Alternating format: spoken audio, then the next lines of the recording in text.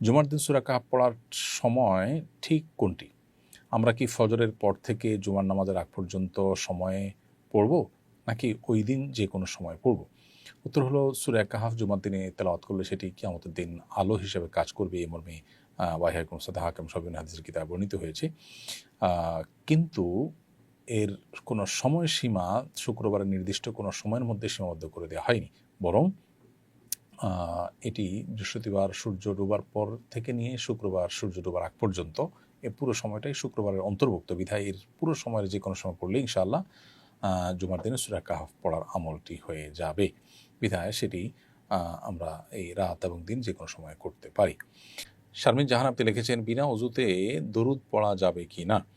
উত্তর হলো, বিনা অজুতে দরুদ বা জিকির এমনকি মুখস্থ করে কেবল আয়াত স্পর্শ করা ছাড়া তেলাওয়াত করা যাবে, কোনো অসুবিধা নেই। খালেদ সাইফুল্লাহ সাইম আপনি লিখেছেন, মাগরিবের নামাজের সময় ফরজ নামাজের শেষের রাকাত পেলে বাকি 2 রাকাত পড়ার নিয়ম কি?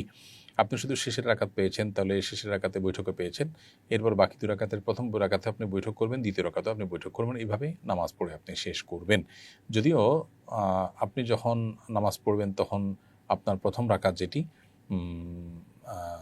আপনি শেষের রাকাত যেহেতু পূর্ণাঙ্গ পেয়েছেন, অতএব সেটি আপনার 1 নম্বর রাকাত। আপনি ইমাম সালাম ফেরানোর পরে যখন আপনার ছুটে যাওয়া 2 রাকাত পড়বেন, তখন আপনার প্রথম রাকাতে আপনি বসবেন, কারণ সেটা রাকাতের সিরিয়ালে 2। একটা রাকাত ইমামের সাথে পেয়েছেন আর এটা তার দ্বিতীয় রাকাত, যার কারণে এখানে আপনি বসবেন। যদিও ইব্রাহিম নখীর একটি ফতোয়া রয়েছে যে এই ক্ষেত্রে আপনার যদি প্রথম রাকাতে আপনি নাও বসেন, তারপরে কিন্তু আপনার নামাজ হয়ে যাবে, এটি ইব্রাহিম নখীর একটা ফতোয়া এই মর্মেও রয়েছে।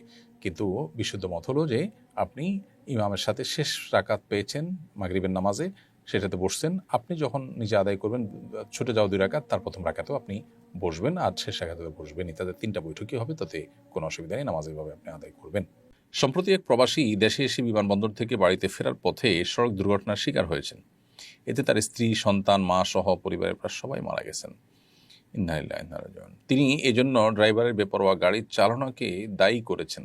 ড্রাইভারের ভুলে কেউ মারা গেলে ইসলামের আলোকে তার শাস্তি কি?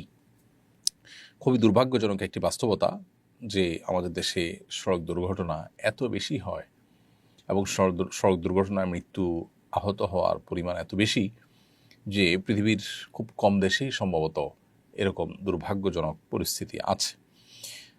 তো এটা সত্য যে চালকদের বেপরোয়া গাড়ি চালানোর দায় এখানে অনেক বেশি, কিন্তু এর পাশাপাশি আরও অনেক কারণ আছে। অবকাঠামোগত ত্রুটি, আমাদের আইনের ত্রুটি, আইনের প্রয়োগ না হওয়া, এই জাতীয় অনেক কারণ রয়েছে, যে কারণগুলো আসলে সড়ক দুর্ঘটনা বেড়ে যাওয়ার বা সড়ক দুর্ঘটনা অনবরত ঘটতে থাকার অন্যতম প্রধান কারণ।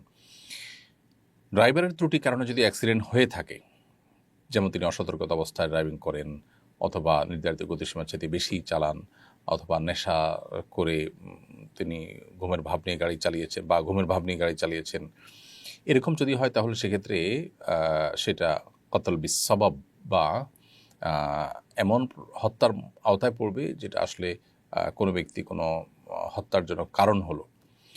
সেরকম যদি হয় তাহলে সেক্ষেত্রে ড্রাইভারের উপরে দিয়ত ওয়াজিব হবে, রক্তপণ ওয়াজিব হবে। রক্তপণ হলো 100 ওঁটের মূল্য, এইটা তাকে দিতে হবে মৃত প্রত্যেকটা ব্যক্তির এগনিস্টে এবং বিপরীতে। তার দেওয়ার ক্ষমতা না থাকলে সে জেলে থাকবে, এবং তার যে অ্যাসোসিয়েশন আছে, তার যে ফ্যামিলি আছে, তারা সবাই মিলে সেটা দেওয়ার ব্যবস্থা করবে, আর না হলে সে জেলে থাকবে। আর ড্রাইভারের কোনো ত্রুটি যদি না থাকে তাহলে এটাকে সাধারণ বিপদ হিসাবে, নসিবে ছিল আসমানি বিপদ হিসাবে এটাকে ট্রিট করা হবে, এবং ড্রাইভারের উপরে সেক্ষেত্রে দিয়ত বা কাফারা কিছুই আসবে না। আমাদের দেশে অবশ্য সড়ক দুর্ঘটনা হলেই চোখ বন্ধ করে ড্রাইভারের উপরে দোষ চাপানোর একটা প্রবণতা আছে, যদিও এখানে কি ঘটেছে ঠিক আমরা জানি না, হতে পারে এখানে বেপরোয়া গাড়ি চালানোটাই ছিল প্রধান কারণ, সেটা তদন্ত করলে বেরিয়ে আসবে। দিয়ত যেটা, রক্তপণ যেটা, সেটা 100 ওঁট অথবা 10,000 দিরহাম অথবা 1,000 দিনার, 3টা অপশন রয়েছে। তো 100 ওঁটের যে ব্যাপারটা, এটাই এখন প্রতিষ্ঠিত এবং পরিচালিত, বিশেষ করে মিডল ইস্টে, সৌদি আরব সহ অন্যান্য যে দেশগুলোতে কোরআন এবং হাদিসের আলোকে বিচার কার্য পরিচালনা হয়, সে সমস্ত দেশগুলোতে এখনও 100 ওঁটের মূল্য দিতে হয় মানুষের জীবন হানির জন্য যদি কেউ দায়ী হয়ে থাকে তাহলে।